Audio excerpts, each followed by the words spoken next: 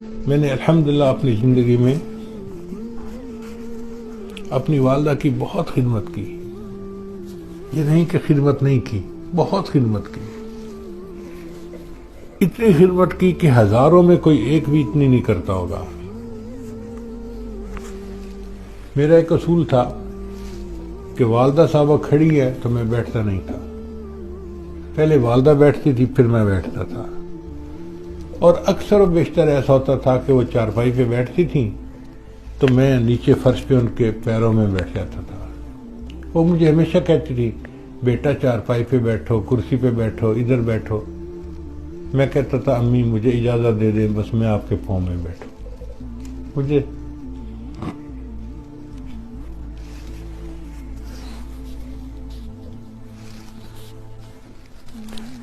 پاؤں میں بیٹھ کے سکون ملتا تھا. اپنی طرف سے میں نے خوب ان کی خدمت کی، لیکن جو دل کی حسرت ہوتی ہے وہ پوری نہیں ہوئی. اب میرا دل کرتا ہے کہ جو اللہ نے مجھے اب دنیا کی آسانیاں دے دی، فراوانیاں دے دی، اس وقت میری والدہ زندہ ہوتی تو میں ان کی کیا کیا خدمت کرتا. مگر اب وہ نہیں ہے. عمر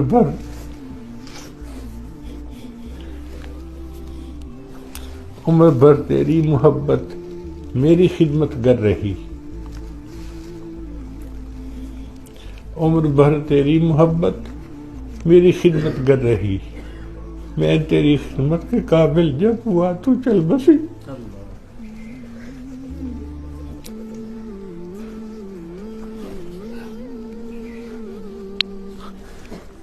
بیٹا جب ماں کی خدمت کے قابل ہوتا ہے تو عام طور پہ ماں باپ چلے جاتے ہیں، پھر موقع نہیں ملتے. تو اب طالب علم ہیں، اپنے ماں باپ کی خدمت کریں، اپنے بڑوں کی اساتذہ کی خدمت کریں، اور ایک بات دل میں بٹھا لیں کہ ہم نے دوسرے کی نفع رسانی کے لیے زندگی گزارنی ہے. ہماری ذات سے دوسرے کو فائدہ ہونا چاہیے. اچھی نیت ہوگی، ہماری ذات سے دوسرے کو فائدہ ہوگا تو اس پر اللہ تعالی ہماری بخشش فرما دیں گے. آپ خوش نصیب ہیں کہ عمر کے اس حصے میں ہیں کہ آپ کسی استاد کی، کسی شیخ کی خدمت کرنا چاہیں تو آپ کو موقع ملے گا. ماں باپ کی خدمت کرنا چاہیں آپ کو موقع ملے گا. اور یہ موقع ہمیشہ نہیں ملتے. مشہور واقعہ ہے کہ ابراہیم ادم ایک بادشاہ تھے اور چاہتے تھے کہ میں اللہ کا ولی بن جاؤں. ایک مرتبہ انہوں نے خواب دیکھا کہ کوئی بوڑھا آدمی ہے اور وہ بیٹھا ہوا کچھ لکھ رہا ہے. تو اس سے پوچھا بھئی آپ کون ہیں، کیا لکھ رہے ہیں؟ اس نے کہا میں فرشتہ ہوں اور میں لکھ رہا ہوں ان بندوں کے نام جن کو اللہ جو اللہ سے محبت کرتے ہیں.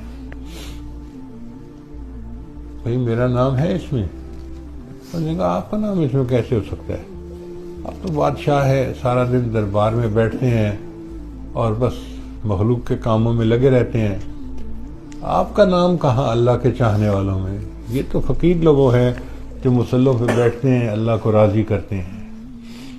تو ابراہیم ادم نے کہا کہ اچھا اگر میرا نام اس میں شامل نہیں ہو سکتا کہ میں مصلے کی عبادت زیادہ نہیں کرتا تو میں سارا دن اللہ کے بندوں کے کام تو کرتا ہوں نا، تو آپ میرا نام اس فہرست میں لکھ لیں جو اللہ کے بندوں سے محبت کرتے ہیں. تو اس نے کہا کہ اچھا ٹھیک ہے، میں اس لسٹ میں لکھ لوں گا جو اللہ کے بندوں سے محبت کرتے ہیں. خواب ختم ہو گیا. کچھ عرصے بعد ابراہیم اعظم نے دوبارہ یہی خواب دیکھا. اب وہ بوڑھا بیٹھا لکھ رہا ہے. تو ابراہیم اعظم نے پوچھا بھئی کیا لکھ رہے ہو؟ اس نے کہا میں ان لوگوں کے نام لکھ رہا ہوں جن سے اللہ محبت کرتے ہیں. اچھا اس میں میرا نام ہے؟ اس نے کہا دیکھو پہلے نمبر پہ تمہارا نام. کیوں؟ اس نے کہا اس لیے کہ جو اللہ کے بندوں سے محبت کرتا ہے نا، اللہ فرماتے ہیں میں اس بندے سے محبت کرتا ہوں.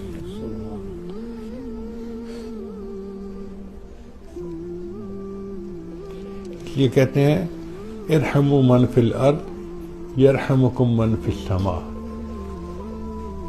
کہ جو زمین پہ ہیں تم ان پہ رحم کھاؤ تو جو آسمانوں والا ہے وہ تم پہ رحم کھائے گا. ہم اللہ کے بندوں سے اللہ کے لیے محبت کریں گے اور اس کے بدلے اللہ ہمارے ساتھ محبت فرمائیں گے. چنانچہ فرمایا کہ کنتم خیر امت، تم سب سے بہترین امت ہو، اخرجت للناس، تمہیں اللہ نے انسانوں کے لیے بنایا ہے. اور اس میں جو بہترین عمل کیا ہے کہ دوسروں کو نیکی کا حکم کرنا، برائی سے منع کرنا اور خیر، دوسرے کے لیے خیر کا باعث بننا، چاہے مادی اعتبار سے ہو چاہے روحانی اعتبار سے ہو. جس بندے کی نیت اچھی ہوگی اور دوسروں کے لیے خیر کا باعث بنے گا وہ کامیاب بندہ ہے. اللہ تعالیٰ اس کی بخشش فرمائیں گے اور اس کو اللہ تعالیٰ اپنے مقبول بندوں میں شامل فرمائیں گے.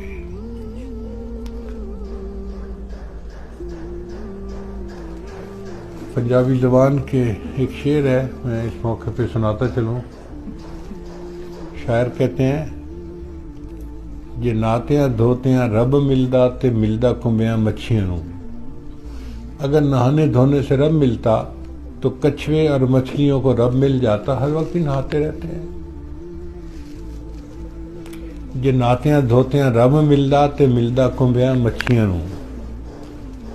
جے ذکر کیتیاں رب ملدا تے ملدا کال کڑیچیاں نوں. ایک چھوٹا سا پرندہ ہوتا ہے، اس کو ہم کال کڑیچی کہتے ہیں اپنی پنجابی زبان میں. وہ شام کو دیواروں کے ساتھ، چھتوں کے ساتھ آ کے چپک جاتا ہے اور ساری رات آواز نکالتا رہتا ہے. تو شاعر اس کی بات کرتے ہیں کہ اگر ذکر کرنے سے رب ملتا تو وہ تو ساری رات پرندہ اللہ کو یاد کرتا ہے، اس کو رب مل جاتا. جس سر منایا رب ملدا تے ملدا بھیڑاں سسیاں نوں. ایک بھیڑ کی نسل ہے، اس کو سسی کی بھیڑ کہتے ہیں.